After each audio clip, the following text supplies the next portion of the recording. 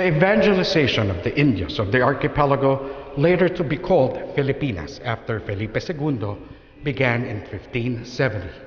The confirmation of the king's wish for the expedition by the Adelantado Miguel Lopez de Legazpi to settle in the islands was expressed in a letter brought from Spain by Juan de la Isla. Spain's overseas expansion had twofold purpose. First was to gain more colonies for the Spanish Empire, and second was to Christianize the inhabitants who were largely animist. The latter was undertaken by the King of Spain in his role as the Catholic monarch. At that time, unless the native inhabitants were baptized, they could not be considered subjects of the Spanish king, and neither would it be morally right for the Spaniards to occupy or claim foreign territories. To achieve such goals, Spain introduced a system called reducción. It gathered the scattered indigenous into permanent settlements, which eased the missionaries' effort at conversion and local officials' tax collections. In effect, reducción completed the subjugation of early Filipinos, for it kept them bajo las campanas, or under the church bells. Their proximity also eased their religious indoctrination and political subjugation. Outside the radius were what the Spanish and religious authorities regarded as infieles, cimarrones, salvajes, tulisanes, among other derogatory labels. Meanwhile, a newly established cabildo in Manila, Intramuros, set about governing. By 1580, the colonial administrative system had been organized and the inhabitants settled into pueblos or towns. This gallery, as planned, will discuss in the future the arrival of the religious orders in the Philippines. For now, it contains images of the saints that belong to each order. Devotion to these saints were propagated by the respective orders in the Philippines. Most of the images are large-scale and came from church altars. Churches that were built by particular order are usually furnished with images of the saints that they advocate or those that were produced by the order. For this gallery, we shall also discuss the interesting facts about these saints as well as their iconographies. The Augustinians arrived in the Philippines in 1565, and they named their Philippine province after the most holy name of Jesus in honor of the Santo Niño de Cebu. San Agustin, he was the founder of the Augustinian order and was baptized in 387. Thereafter, he set up a monastic community dedicated to prayer and meditation. He returned to Africa and was appointed Bishop of Hippo in 396. Wrote a treatise on the mystery of the Holy Trinity, his own conversion, confessions, and the city of God.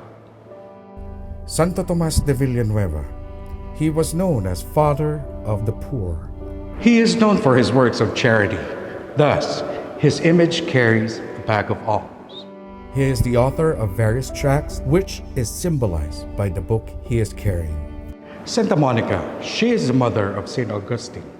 Like all Augustinian saints, she wears a cincture on her habit. When St. Augustine was still a wayward youth, the Virgin Mary appeared to her while she was praying. The Virgin gave her the cincture as a sign that someday, young Augustine will be converted. Santa Rita de Cascia. She is known as the saint of impossible causes. On her deathbed, she requested her cousin for a single bloom from her garden in the midst of winter. An impossible request. However, when her cousin visited her garden, she found a flower withstanding the cruel weather. She carries a crucifix on her right hand and a skull on her left, both missing. You may ask, why are the images missing a hand or an attribute? Well, the hands and attributes of santos are usually carved separately and are attached without adhesives. Since these parts protrude from the image, they are usually the ones first damaged or lost over time. The Franciscans arrived in the Philippines in 1578. Their province was named after Saint Gregory the Great. San Antonio de Padua. He is popular in the Philippines and devotion to him is widespread. Among his many miracles, he is known as the founder of lost articles. During his time as a formator in the seminary, He maintains a precious book where he keeps his notes. A seminarian stole the book and left the seminary and the faith. St. Anthony prayed for the return of the book. The seminarian eventually returned the book and re-entered his vocation. An identified Franciscan saint, attributed as San Pedro Alcantara. He is a Franciscan mystic who founded an austere form of Franciscan life known as the Alcantarines or Descalzed, meaning barefooted, friar minors. He is the patron saint of Brazil. San Francisco de Assis.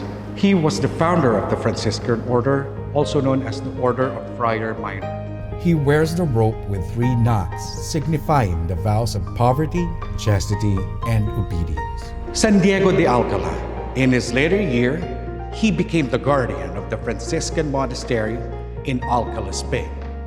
This is symbolized by the keys he is carrying. Missing is the log cross he embraces in his right arm, a symbol of him embracing a life following Christ. He is a lay brother, not a priest. Thus, his image doesn't have a tonsure. Santa Isabel de Umbria. She was a noble woman who is known for her works of charity. She used to go out on the streets to feed the hungry. These explain the food platter she is carrying. One may observe the piece of wood that joins the 2 halves of her forehead. In carving large pieces such as this one, sculptors use keys to join 2 pieces of wood together. This was covered with gesso, and the image is polychrome. However, there was a time in Philippine antique dealing where the polychrome is buffed off, totally exposing the wood. The wood is even stained, polished with wax or varnish. This explains why most of the images you see in this gallery are in plain wood finish. San Fernando Rey III was one of the most successful kings of Castile, securing not only the permanent union of the crowns of Castile and Leon, but also masterminding the most expansive campaign of Reconquista yet. He was a member of the Franciscan Third Order. This image once belonged to the collection on Don Felipe Hidalgo of Quiapo, Manila. It shows high sophistication in craftsmanship. Observe how the details of the garments were rendered. San Francisco de Assis. In this image, Saint Francis is contemplating on death and Christ's triumph over death. He is carrying a skull in his left hand, signifying him embracing death. Hence, his term, Sister Death. The crucifix he carries in his right hand is now missing. These are also symbol of penitence. Unidentified Franciscan saint, attributed as San Buenaventura. He was an Italian medieval Franciscan, scholastic, theologian, and philosopher. The 7th Minister General of the Order of Friar Minor. He was also Cardinal Bishop of Albano. He was declared the Doctor of the Church in the year 1588 by Pope Sixtus V. He is also known as the Seraphic Doctor. The Jesuits arrived in the Philippines in 1581. San Francisco Javier. He was the co-founder of the Society of Jesus, also known as Jesuit Order, alongside San Ignacio de Loyola. He opens his garments on the part of the chest to cool down the intense heat of the love he has for God. The Dominicans arrived in the Philippines in 1587. Their province was named after the Most Holy Rosary. San Jacinto de Polonia. One of the major miracles attributed to San Jacinto came about from the Mongol attack on Kiev. As the friars prepared to flee the invading forces, Hyacinth went to save the ciborium containing the Blessed Sacrament from the tabernacle in the monastery chapel. When he heard the voice of Mary, the mother of Jesus, asking him to take her too, Hyacinth lifted the large stone statue of Mary as well as the ciborium. He was easily able to carry both, despite the fact that the statue weighed far more than he could normally lift. Thus, he saved them both. For this reason, he is usually shown holding a monstrance and a statue of Mary. Both of these, however, are now missing from the image. Santo Domingo de Guzman. He is the founder of the Order of Preachers, also known as the Dominican Order.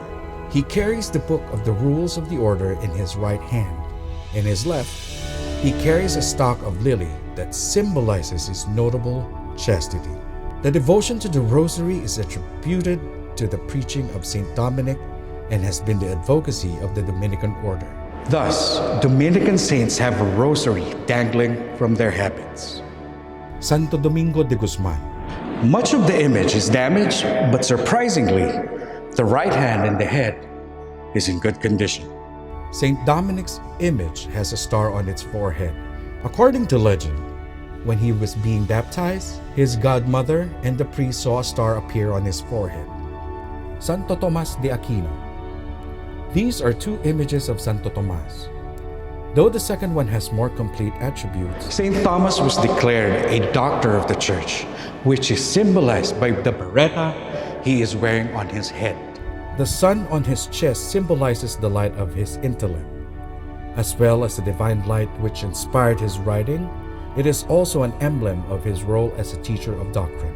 He holds a book symbolizing his greatest work, the Summa Theologica, a compendium of all of the main theological teachings of the Catholic Church. It is one of the classics of the history of philosophy and one of the most influential works of Western literature.